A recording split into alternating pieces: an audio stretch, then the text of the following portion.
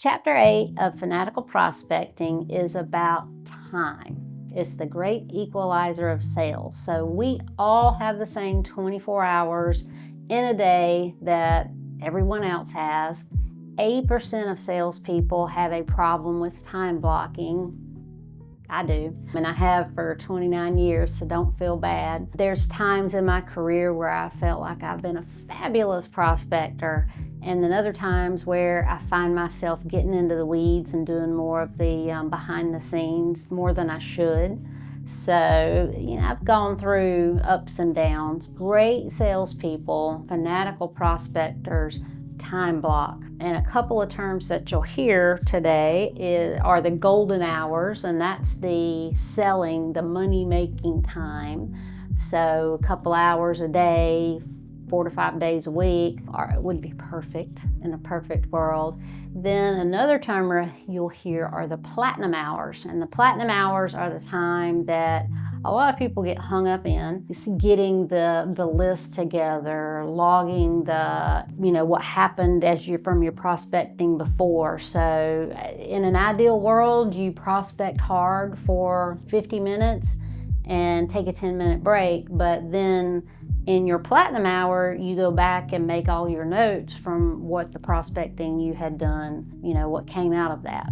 So you've got to have a CEO mindset. Again, you've got to pretend like you've got a boss.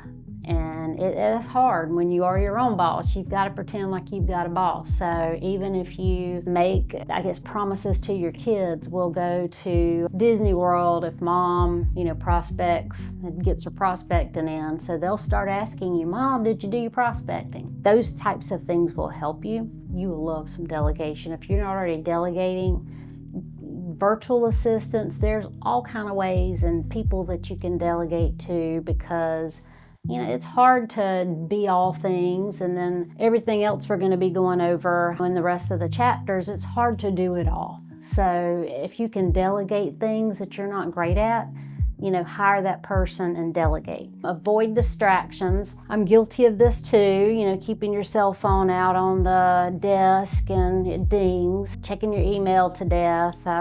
Just put it up or shut it down and just don't look at it until you're done with your prospecting. And then measure your wealth. So if you had a $100,000 goal, that's what you wanted to make in a year, and you said, I'll work 40 weeks and I'll prospect 2 hours a day, 5 days a week, so 10 hours a week. If you do the math, you're worth $250 an hour. So ask yourself, if you're sitting there twiddling your thumbs, is what I'm doing worth $250 an hour? There's a ton of great things in Chapter 8. So I hope this is helpful. Let me know what you're learning. I would love to hear your thoughts on things. And reach out to me at the Expert Real Estate Team, Lee in Carswell, 864-380-5590.